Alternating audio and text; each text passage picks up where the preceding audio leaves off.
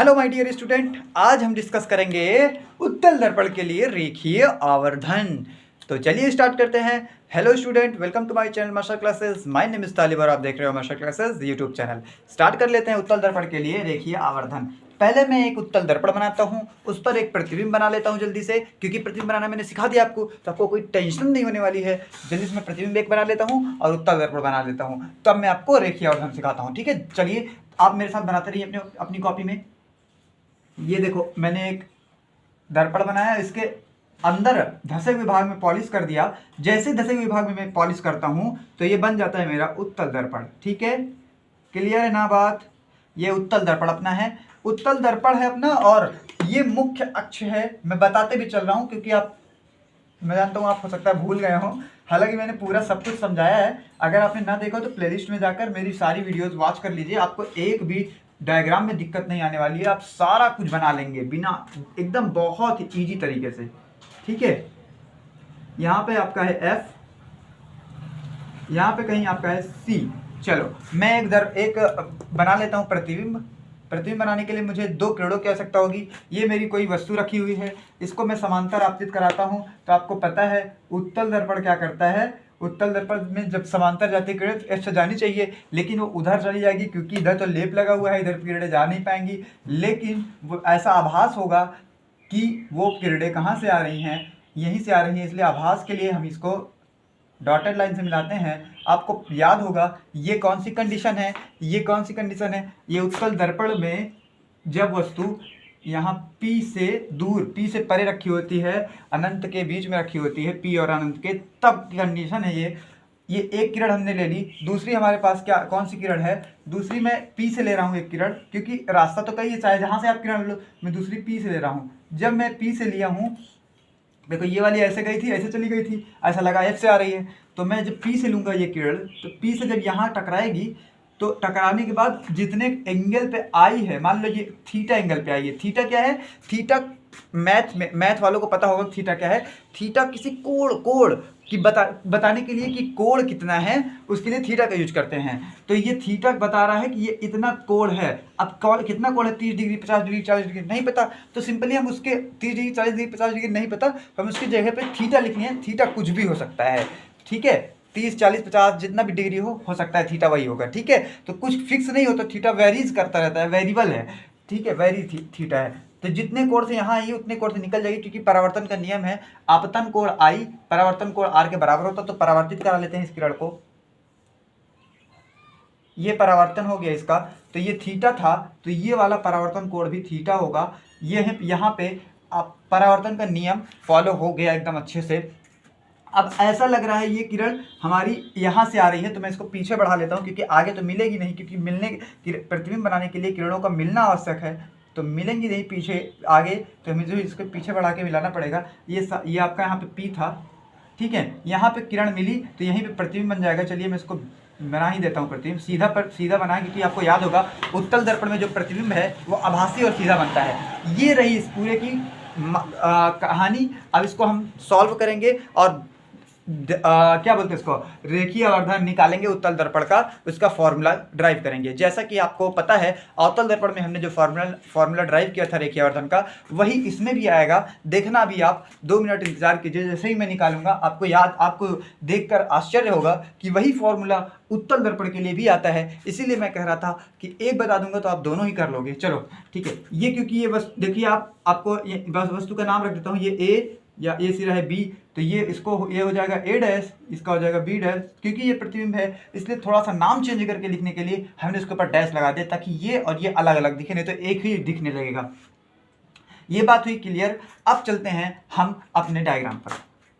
देखिए ये, क्योंकि ये 90 अंश का कोण बना रहा है, एकदम सीधा है, और 90 अंश का कोण आपने चांदे में देखा होगा एकदम सीधा रहता है। ये भी 90 अंश का कोण है वस्तु का, इधर वाले में भी। तो आप देखिए ट्राइंगल ABP, तो मैं बात कर लेता हूँ त्रिभुज ABP,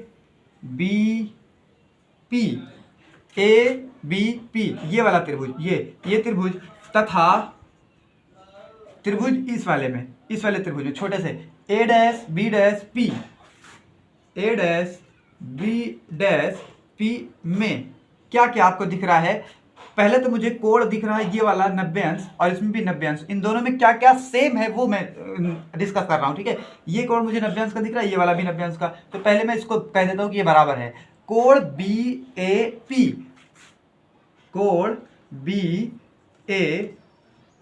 अच्छा, क्योंकि कोण ए पे बना है इसलिए मैंने ए को बीच में रखा है। अगर आप मैथ के स्टूडेंट नहीं हो तो हो सकता है आपको इस समझने में दिक्कत हो, क्योंकि ये मैथ्स ही है पूरे थोड़ा सा, तो लेकिन ट्राई कीजिए क्योंकि ये बहुत इंपॉर्टेंट है, इसलिए इसको मेहनत करके आप सीख लीजिए। ज़्यादा नहीं है, बस एक ही मैथ का है, थोड़ा सा फॉर्मूला ड्राइव करना है, इसलिए इसको सीख लीजिए। BAP, कोण BAP, ए बीच में इसलिए लिखा है क्योंकि जिस पर कोण बनाता है उसको बीच में लिखते हैं, ठीक है।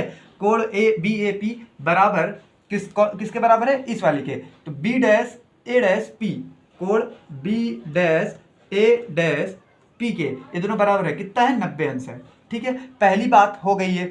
दूसरी बात, हम बेसिकली कर ये रहे हैं, इन दोनों ट्राइंगल्स को, हम इन दोनों त्रिभुजों को समरूप दिखाने की कोशिश कर रहे हैं। क्यों कर रहे हैं, ताकि हम ये बता सकें कि ये दोनों त्रिभुज जब समरूप हो जाएंगे तो इन दोनों के बीच की दूरियां उरियां हम निकाल लेंगे। आइए पहले दूरियों की भी बात कर लेते हैं। ध्यान से देखिए, ये वस्तु है और वस्तु की दूरी को u से लिखते हैं। आपको याद होगा, वस्तु यहाँ से लेकर यहाँ तक इसकी दूरी क्या है, u है। तो चलिए मैं इसको भी संकेत कर देता हूँ, इस पर लिख देता हूँ कि यहाँ से लेकर यहाँ तक ये पूरी दूरी है u। प्रतिबिंब की दूरी, प्रतिबिंब यहाँ बना है इसलिए प्रतिबिंब की दूरी v से लिखते हैं। माइनस क्यों लगाए, क्योंकि इस साइड को माइनस में लेते हैं ना। आपको याद होगा मैंने चिन्ह परिपाटी बताई थी कि इस तरफ की दूरियों को माइनस में लिखते हैं।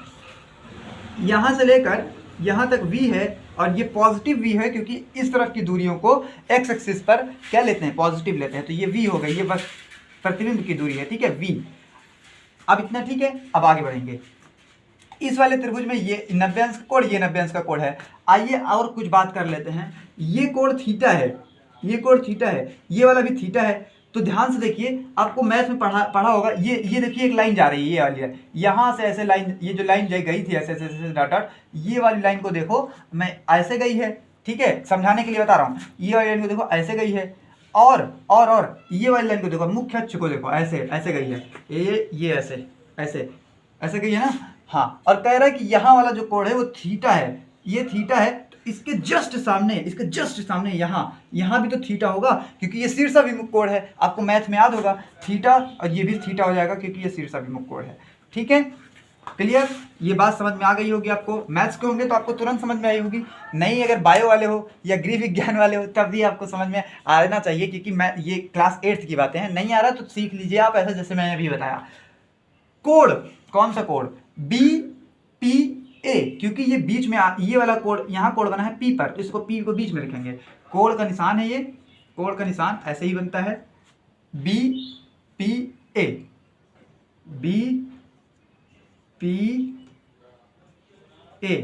बराबर कौन सा कोण, इधर ये वाला कोण इसके बराबर है, कोण B डैश PA डैश, ठीक है। ये कोण थीटा है तो ये भी थीटा है, क्यों, क्योंकि ये थीटा तो ये भी थीटा है, ये दोनों बराबर है तो ये दोनों भी बराबर होगा, क्योंकि थीटा ही थीटा तो है। हाँ, थीटा है, बराबर थीटा लिख दो चाहे तो, लो थीटा। कैसे ये दोनों बराबर है, क्योंकि शीर्षाभिमुख कोण है, यहाँ लिख दो शीर्षाभिमुख है, शीर्षाभिमुख कोण है, शीर्षाभिमुख कोण है, ठीक है। दो चीज, अगर किसी त्रिभुज में दो कोण बराबर हो जाते हैं तो तीसरा अपने आप बराबर हो जाता है। तो ये वाला और ये वाला बराबर हो जाएगा अपने आप। तो हम यहाँ लिखेंगे, अतः त्रिभुज ABP, ये समरूप का निशान है, समरूप A डैश त्रिभुज A dash B dash P, ये दोनों त्रिभुज समरूप हो गए। सर्वांग नहीं, समरूप, ये दोनों समरूप हो गए। समरूप का मतलब होता है एक जैसा, दिखने भी वैसा है, बस छोटा है, साइज में थोड़ा छोटा बड़ा है, लेकिन दिखने में भी सेम वैसा है, ठीक है। आइए अब बात कर लेते हैं हम, क्योंकि ये समरूप त्रिभुज है और आपको समरूप त्रिभुज की एक कंडीशन पता होगी कि समरूप त्रिभुजों में भुजाओं का अनुपात, उनके जो भुजाएं होती हैं उनका अनुपात बराबर होता है, उनकी संगत भुजाओं का अनुपात बराबर होता है। सॉरी, संगत लगाना जरूरी है, संगत भुजाओं का अनुपात बराबर होता है। आइए एक तो बात और कर लेते हैं कि ये वस्तु की दूरी है, वस्तु की ऊंचाई है, ऊंचाई, हाइट, h कह देते हैं इसको, ऊपर है इसलिए पॉजिटिव वाई एक्सिस के डायरेक्शन में। मैंने चिन्ह परिपाटी बताई थी, वीडियोस लास्ट एकदम लगातार वीडियोस को वॉच कीजिए, लगातार क्लासेस देखिए, तभी आपको समझ में आएगी। बीच से देखोगे बिल्कुल नहीं समझ में आएगा। ये वस्तु, ये क्या है, ये प्रतिबिंब की ऊंचाई है, ये भी ऊपर की तरफ वाई एक्सिस डायरेक्शन में, पॉजिटिव में, प्लस में। तो ये भी एच डैश कह देना मैं इसको, क्योंकि ये प्रतिबिंब है, प्रतिबिंब की ऊंचाई है। ठीक है, अब इन दोनों ट्राइंगल्स में भुजाओं का अनुपात लेते हैं। चलो लेते हैं ए बी, ये एक भुजा है, इस त्रिभुज की भुजा एक तो ये वाली ली, तो उस त्रिभुज की भुजा एक तो ये वाली लेनी पड़ेगी। कि संगत का मतलब एक ही जैसा दिखने में, संगत एक ही तरह की भुजा, जैसे ये वाली ली तो इसमें का ये वाली लेना पड़ेगा। भुजाओं का अनुपात, अनुपात का मतलब होता है बटे, ए बी बटे ए बी अनुपाते, ये वाला अनुपात इसके अनुपात के बराबर, ए डैश बी डैश, ये वाला और ये वाले का अनुपात बराबर होगा किसी दूसरी संगत भुजा के। दूसरी संगत भुजा कौन सी ले ले, ये वाली ले ले, ए पी, ए से लेकर पी तक दूरी बटे पी से लेकर ए डैश तक दूरी, क्योंकि ये भी ये इसके संगत है ना, पी से लेकर ए डैश की दूरी, ये दोनों संगत भुजाओं का अनुपात बराबर होता है। यहां पे लिख दीजिए संगत भुजाओं का अनुपात बराबर होता है, संगत, बस ऐसे लिख देना संगत भुजाएं हैं, क्योंकि संगत भुजाओं का अनुपात बराबर ही होता है, ये सबको पता होता है। आइए रखते हैं ए बी क्या है, ए से लेकर बी तक तो एच है, ये वस्तु की ऊंचाई ही तो है एच, बटे ए डैश बी डैश क्या है, ए डैश बी डैश, ये प्रतिबिंब की ऊंचाई है जिसको हम एच डैश लिखे हुए हैं, बराबर ए से पी तक, ए से पी तक, ए से पी तक ये क्या है, ये तो यू है, वस्तु की दूरी है यू, माइनस का यू, बटे पी से लेकर ए तक, ये देखिए पी से लेकर ए डैश तक, पी से लेकर ए डैश तक, ये क्या है वी, तो वी। चलो अब इसको हम पलटते हैं, देखो इसको मैं ऐसे पलटूंगा, इसको मैं ऐसे पलट दूंगा, एच डैश को ऊपर एच को नीचे कर दूंगा। ठीक है, तो इधर वाला पलटूंगा, इधर वाला भी पलटना पड़ेगा। तो आइए पलटते हैं, एच डैश ऊपर चला गया, एच नीचे आ गया, अपॉन एच बराबर वी ऊपर यू नीचे। ठीक है, अब इसको ध्यान से आप देखिए, ये फॉर्मूला आपने देखा था क्या पिछली क्लास में, अवतल दर्पण के लिए जब हमने निकाला था आवर्धन, रेखीय आवर्धन, तो क्या देखा था हमने, यही फॉर्मूला आया था। और इसी को तो प्रतिबिंब की ऊंचाई और वस्तु की ऊंचाई के अनुपात को क्या बोलते हैं, एम, एम यानी कि आवर्धन। आवर्धन को किससे नोट करते हैं, एम से ही तो। आइए यहां पे लिख देते हैं, एम इज इक्वल्स टू, या इस सबको पूरे को क्या लिख दिया हमने, एम बराबर माइनस का वी अपॉन यू, माइनस नीचे लगाओ चाहे ऊपर, वो सेम होता है। ये वाला फॉर्मूला है रेखीय आवर्धन का, यही ड्राइव करने के लिए एग्जाम में आता है। रेखीय आवर्धन का फॉर्मूला ड्राइव करने के लिए यही एग्जाम में आता है, और ऐसे ही करना है एकदम आपको। और हाँ, ये एच डैश अपॉन एच भी तो इसी के बराबर होता है, तो कभी हम इसका भी यूज कर लेंगे, कभी किसका यूज कर लेंगे, इसका भी। तो H dash upon H, H dash upon H, इसको भी ऐसे साथ साथ लिखे रहो कि जब जरूरत पड़ेगी तो हम इसको भी यूज कर लेंगे। ठीक है, ये मेन फॉर्मूला है आपका, यही एग्जाम में ड्राइव करने के लिए आता है। तो मैं हट रहा हूँ 1 सेकंड के लिए, जल्दी से आप स्क्रीनशॉट लीजिए, मैं इसके बारे में कुछ रोचक बातें आपको बता दूं, जिससे आपको न्यूमेरिकल लगाने में, सवाल लगाने में बहुत आसानी होगी। क्योंकि सब सारे बच्चे जो है क्वेश्चन तो पढ़ लेते हैं, सारी बुक्स पढ़ लाते हैं, लेकिन सवाल लगाने में उनको बहुत दिक्कत होती है। तो इसलिए इसको नोट कर लिए, तो मैं कुछ ऐसे पॉइंट्स बता दूंगा आपको जिससे सवाल लगाने में आपको बड़ी आसानी होगी। नोट कर लीजिए, मैं हटता हूँ इसको। चलो मिटा देते हैं।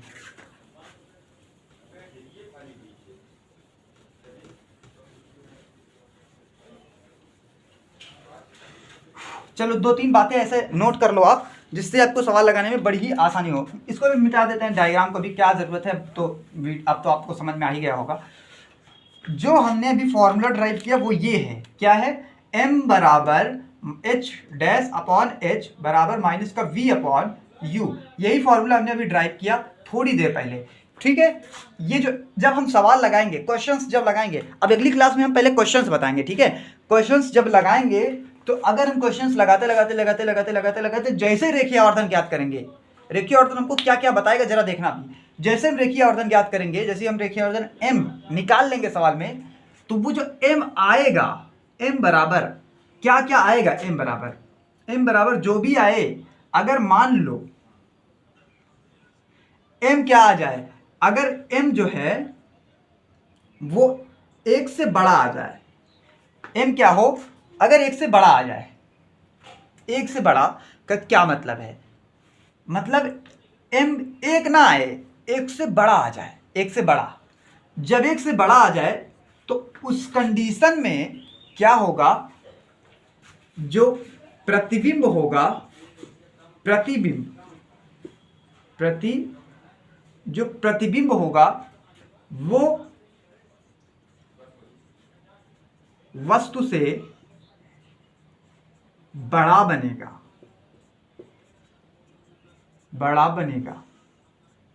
बहुत ही काम की बात है, जल्दी से नोट कर लो इसको चुप्पे से। अगर m जो हम सवाल लगाएं उसमें हम जो जब m बराबर कुछ आएगा वो अगर 1 से छोटा हो जाए, m क्या हो, ये छोटा का निशान है ना, छोटा, m छोटा हो, छोटा 1 से छोटा अगर मिल जाए हमको, m छोटा हो जाए तो प्रतिबिंब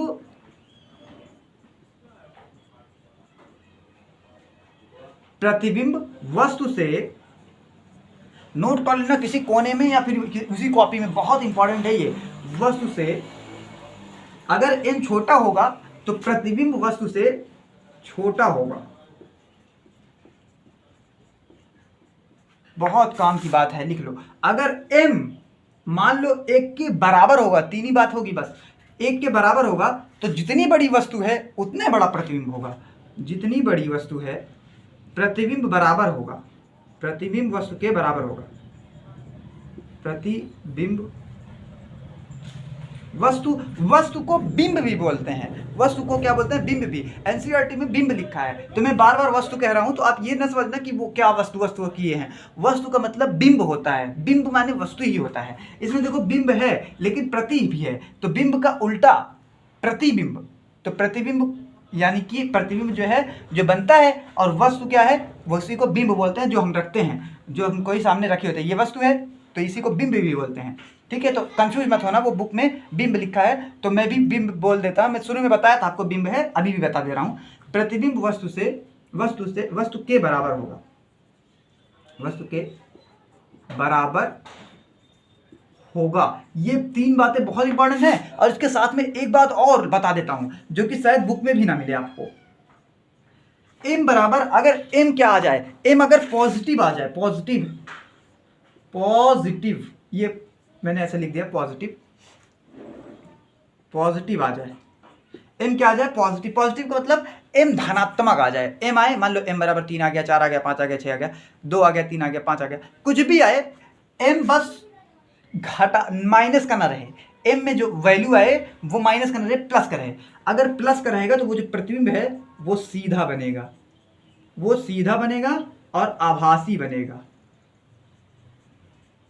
ये सिर्फ m को देखकर बता सकते हैं, सीधा और आभासी बनेगा। ये जो अभी लिख रहा हूं ये सबसे ज्यादा इंपॉर्टेंट है, समझ लेना, बहुत इंपॉर्टेंट है, बार बार कह रहा हूं इसलिए याद कर लो इसको।